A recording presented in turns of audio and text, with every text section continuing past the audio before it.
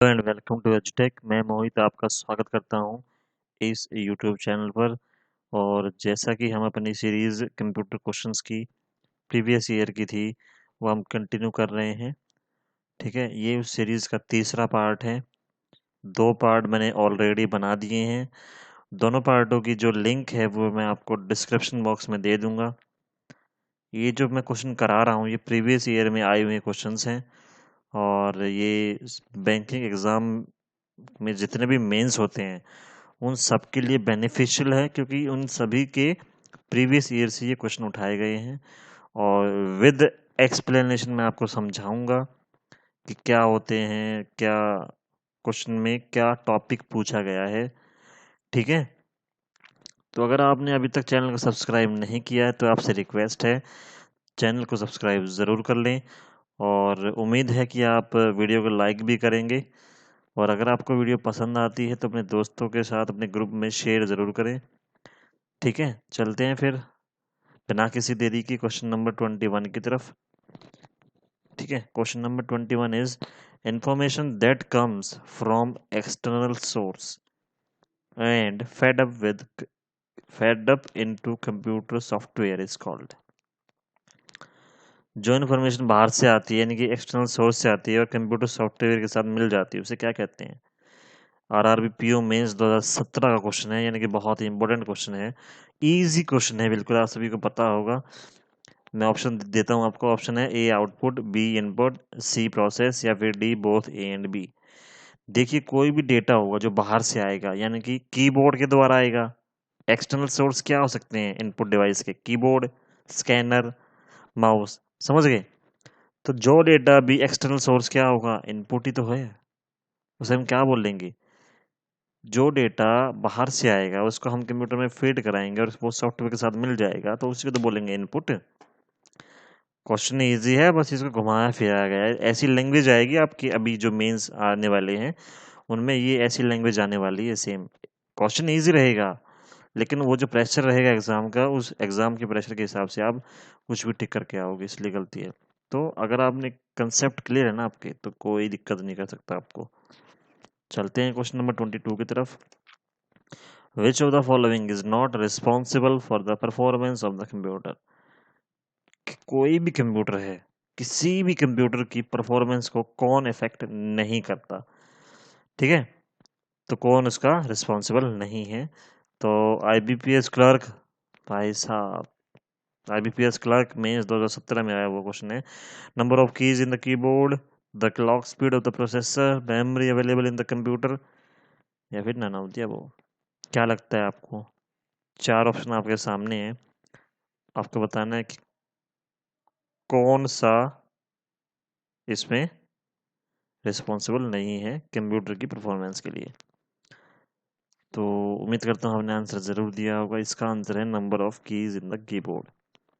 देखिए, हमें कोई मतलब नहीं होता कीबोर्ड में कितनी भी की हो या कीबोर्ड कंप्यूटर से अटैच हो ही ना। समझ रहे हो? कंप्यूटर की परफॉर्मेंस पर कोई इफेक्ट नहीं पड़ेगा इससे। ओके, तो number of keys in the keyboard. अब कुछ लोग बोलेंगे मेमोरी अवेलेबल इन द, अरे मेमोरी तो चाहिए भाई। विदाउट मेमोरी आप कैसे उसको कंप्यूटर को रन कराओगे, किसी भी प्रोसेस को? तो क्वेश्चन नंबर 23 की तरफ चलते हैं। उम्मीद करता हूँ आपको समझ आ रहा होगा। This component is required to process data into information and consist of ALU. ऐसा कंपोनेंट जो रिक्वायर है प्रोसेस डेटा इनटू, हाँ, जो डेटा को इंफॉर्मेशन में कन्वर्ट करता है। सिंपल सी बात है। हार्ड डिस्क, रैम, रोम या फिर सीपीयू।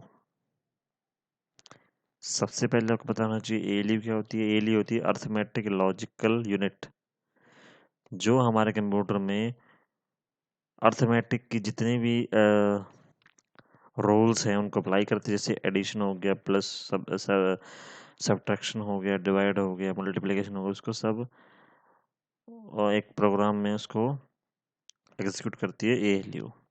ठीक है, तो इसका आंसर है सीपीयू। जो होता है वो डेटा को इंफॉर्मेशन में कन्वर्ट कर देता है। इजी क्वेश्चन था। आगे चलें। इजी क्वेश्चन तो था लेकिन लैंग्वेज टफ थी। एसबीआई पीओ मेंस 2015 है तो एसबीआई तो भाई कह के लेगा, ठीक है। तो क्वेश्चन नंबर 24 की तरफ चलते हैं। The CPU comprises of control memory and units. ठीक है भाई, ये एसबीआई मेंस 2013 क्वेश्चन है। माइक्रो प्रोसेसर, एएलयू, रोम या फिर बोथ पीएनसी। सीपीयू के पास क्या क्या रहता है, कौन कौन सी यूनिट रहती है? कंट्रोल, मेमोरी और डैश। इनमें से आपको बताना है। आप वीडियो को पॉज कीजिए, आंसर दीजिए। उम्मीद करता हूँ आपने वीडियो पॉज की होगी और आंसर भी दिया होगा। मैं चलता हूँ आंसर की तरफ। इसका आंसर है, पहले आप ये पढ़ लीजिए कि सीपीयू क्या क्या कंजिस्ट करता है। CPU consist set of registers, arithmetical logical unit या फिर and control unit which together interpret and execute instruction in computer language. ठीक है, तो सी इसने वही पूछा कि सीपीयू के पास क्या क्या रहता है, तो क्या क्या रहता है? एएलयू। ठीक है, ये दिया गया है एएलयू यानी कि अर्थमेटिक लॉजिक यूनिट। आपको क्या दिया होगा कि आपको एएलयू दे दिया गया होगा, उसकी फुल फॉर्म बतानी है। ये क्वेश्चन आया हुआ है अभी भी क्लर्क 2016 में, मैंने डाला नहीं। इजी क्वेश्चन था तो मैंने सोचा कि एक्स्ट्रा फैक्ट में बता दूंगा। तो इसका एक्स्ट्रा फैक्ट यही है कि अर्थमेटिक लॉजिक यूनिट इसकी फुल फॉर्म होती है। ठीक है, कई बार पूछ लेगा कि भाई सीयू की बताओ, तो सीयू है control unit. Okay, question number 25 की तरफ चलता हूँ। Which unit of the computer help in communication between memory and the ALU. कौन सी यूनिट ऐसी है जो कंप्यूटर की जो हेल्प करती है कम्युनिकेशन को मेमोरी और अर्थमेटिकल लॉजिकल यूनिट के बीच की? तो ठीक है, फिर आरआरबीपी में 217 भाई ऐसे ऐसे क्वेश्चन आएंगे। एक तो क्वेश्चन टफ आएगा, ये थोड़ा सा टफ है। ठीक है, इसका आंसर देने की कोशिश कीजिए। मैं चलता हूँ आंसर की तरफ। इसका आंसर है सीपीयू। सीपीयू क्या करता है? Which unit of the computer help in communication between memory and the ALU. अगर हमें मेमोरी से कोई डेटा उठाना है, ठीक है, और उसके ऊपर ऊपर ऑपरेशन हमें एग्जीक्यूट करने हैं, तो हमें किसकी जरूरत पड़ेगी? सीपीयू की। समझ रहे हो बात को? जैसे कोई भी डेटा पड़ा हुआ है अपनी मेमोरी में, हमने उस डेटा को उठाया और उसके ऊपर एएलयू मतलब एएलयू के द्वारा जो भी प्रोसेस एग्जीक्यूट करानी है उसके ऊपर, तो वो हम करा सकते हैं सीपीयू के माध्यम से। समझ रहे हो बात को?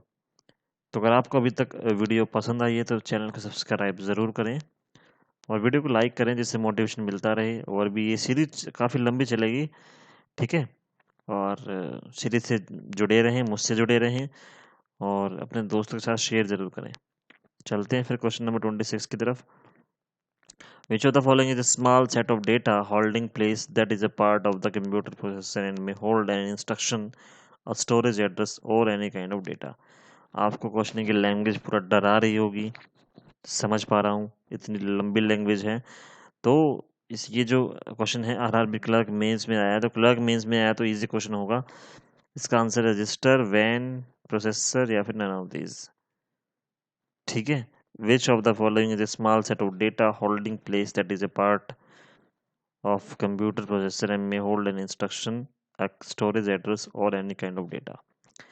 ठीक है, मैं आपको बताता हूँ।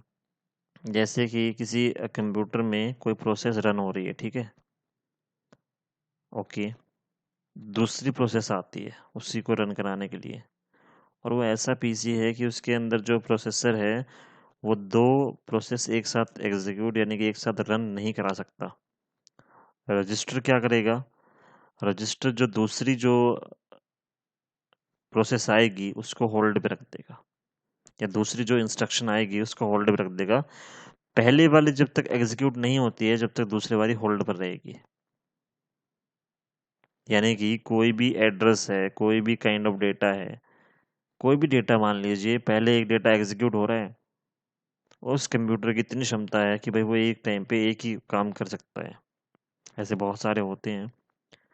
तो रजिस्टर क्या करेगा? अगर यूजर चाहता है कि भाई उसे दो डेटा एक साथ एग्जीक्यूट कराने हैं, तो यूजर तो डाल देगा, लेकिन कंप्यूटर तो अपने हिसाब से काम करेगा ना। कंप्यूटर क्या करेगा कि जो दूसरा जो डेटा आया है उसको रजिस्टर में होल्ड करा देगा या फिर स्टोर कर देगा कि भाई जब तक पहली प्रोसेस पूरी नहीं हो जाएगी मैं तेरे को आगे नहीं जाने दूंगा। समझ रहे बात को? तो इसका आंसर क्या है? रजिस्टर, ए रजिस्टर। इजी क्वेश्चन था, समझ आ रहा होगा।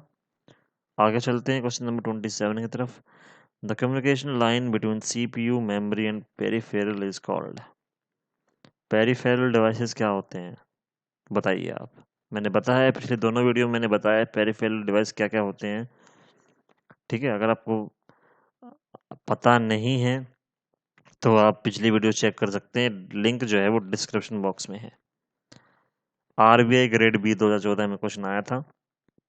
टफ क्वेश्चन है मानता हूं, लेकिन इजी है। ठीक है, इजीएस्ट वे में आपको समझाऊंगा। ये इसके 4 ऑप्शन हैं। ठीक है, द कम्युनिकेशन लाइन, तो ये हमारी कम्युनिकेशन लाइन बतानी है आपको, जो CPU, मेमोरी एंड पेरिफेरल के बीच में आपकी बातचीत कराती है। बातचीत यानी कि आपके डेटा को यहाँ से वहाँ ले जाने में मदद करती है। तो क्या कौन सी लाइन हो सकती है? वो हो सकती है बस। तो बस लाइन एक ऐसी चीज है जो CPU, मेमोरी और पेरिफेरल डिवाइसेस के बीच में वार्तालाप करवा सकती है। ठीक है, इजी क्वेश्चन था। आपको क्या याद करना है कि पेरिफेरल डिवाइसेस और CPU के बीच में कांटेक्ट कैसे होगा? बस सिस्टम के द्वारा होगा। Question number 28 is micro processor can be used to make. तो माइक्रो प्रोसेसर किस लिए यूज होते हैं? RRB क्लर्क 2017 का इजी क्वेश्चन है। कंप्यूटर, डिजिटल सिस्टम, कैलकुलेटर या फिर ऑल ऑफ द अबव। इनमें से किन में माइक्रो प्रोसेसर काम आते हैं? ऑब्वियस सी बात है, सबको पता है कंप्यूटर में तो आते ही हैं। बाकी सिस्टम में आप आसा आते हैं कि नहीं आते हैं बताइए। ऑब्वियस सी बात है, सब में आते हैं भाई। कैलकुलेटर में भी चिप्स होती हैं, चिप सिस्टम होता है, डिजिटल सिस्टम में तो होता ही होता है। और कंप्यूटर तो मैंने अभी बताया ही आपको। तो ऑल ऑफ द अबव इसका आंसर है। ऑल ऑफ द अबव कि माइक्रो प्रोसेसर सब में यूज होते हैं। छोटा हो बड़ा हो कोई दिक्कत नहीं है, लेकिन माइक्रो प्रोसेसर वो होते ही हैं। ठीक है, यहाँ पर आप क्या करोगे, जल्दबाजी में सीधा कंप्यूटर पर टिक लगा दोगे, लेकिन सभी में होता है भाई। इवन कैलकुलेटर में भी होता है। और इतनी सारी कमांड कैसे मतलब एक्सेप्ट कर पाएगा, कैसे उसको एग्जीक्यूट कर पाएगा विदाउट माइक्रो प्रोसेसर के? तो ये सब में होता है। क्वेश्चन नंबर 29 की तरफ चलते हैं। What is the full form of DMA? DMA की फुल फॉर्म क्या है? SBI क्लर्क 2020 का ताज़ा क्वेश्चन है बिल्कुल। Direct memory access, dynamic memory access, direct method access या फिर नन ऑफ दीज। सबसे पहले मैं आपको बताता हूँ डायरेक्ट मेमोरी एक्सेस क्या होता है, यानी कि DMA। तो इसकी फुल फॉर्म है A। डायरेक्ट मेमोरी एक्सेस क्या होता है? तो DMA is a method that allows an input output device to, इसके क्या बोलेंगे, input output device to send और receive data directly to or from the main memory by passing the CPU to speed up memory operation। समझ रहे बात को? ये आपको अलाउ कर देता है, एक तरह की बात है कि यूजर को अलाउ कर देता है डायरेक्ट मेमोरी एक्सेस, कि आप सेंड कर सकते हो डेटा को या फिर रिसीव कर सकते हो directly from the main memory. मान लीजिए कोई डेटा मेन मेमोरी में पड़ा है, ठीक है, आपको उसे डायरेक्ट उठाना है, उठा के किसी को सेंड करना है।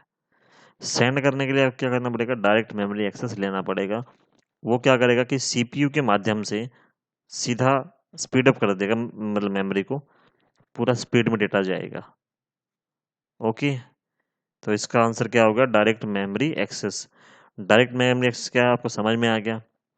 डायरेक्ट मेमोरी, सीधा डायरेक्ट मेमोरी से पता चल रहा है आपको, डायरेक्ट में सीधा मेमोरी से उठा के हम डेटा को एग्जीक्यूट कर रहे हैं, किसी के पास सेंड कर रहे हैं। तो direct memory access. Question number 30 is a device that not only provide surge protection but also furnishes the computer with battery power during a powered outage। भाई इतना इजी क्वेश्चन है, लिटरली बता रहा हूँ, इतना इजी क्वेश्चन है, लेकिन आप इसकी लैंग्वेज समझिए। लैंग्वेज अगर बंदा उस एग्जाम प्रेशर में समझने बैठ जाए ना, तो पता नहीं क्या क्या फट जाए। ये इसकी, ये देखिए आप, a device that not only provide surge protection but also furnishes the computer with battery power during a power outage। सीधा सिंपल बता रहा है, एक ऐसी डिवाइस जो सिर्फ प्रोटेक्शन प्रोवाइड नहीं करती है PC को, बल्कि एक बैटरी पावर भी देती है जब आपकी जो पावर आउटेज, जब आपका जो करंट या लाइट है वो कट हो जाता है, यानी कि आपकी लाइट चली जाती है। IBPS PO मेंस 2019 में आया हुआ क्वेश्चन है। इजी क्वेश्चन है लेकिन ट्रिकी है पूरा। अभी आपको मैंने समझाया तो समझ में आ गया होगा। कुछ लोगों ने इसका इसका आंसर बिना ऑप्शन देखे दे दिया होगा। तो मैं एक बार ऑप्शन शो कर देता हूँ। CPU, मॉनिटर, UPS या फिर बैटरी स्ट्रिप। इजी क्वेश्चन है। दोबारा बताता हूँ कि ये एक ऐसी डिवाइस है जो ना सिर्फ कंप्यूटर को प्रोटेक्शन प्रदान करती है, लेकिन जब आपकी लाइट या आपका करंट जब चला जाता है PC से, तो आपको बैटरी बैकअप भी प्रोवाइड कराती है। एकदम से मान लीजिए लाइट चलेगी तो आपको इतना टाइम तो देती है कि आप अपने डेटा को सेव कर पाओ। समझ रहे हो क्या होता है यूपीएस?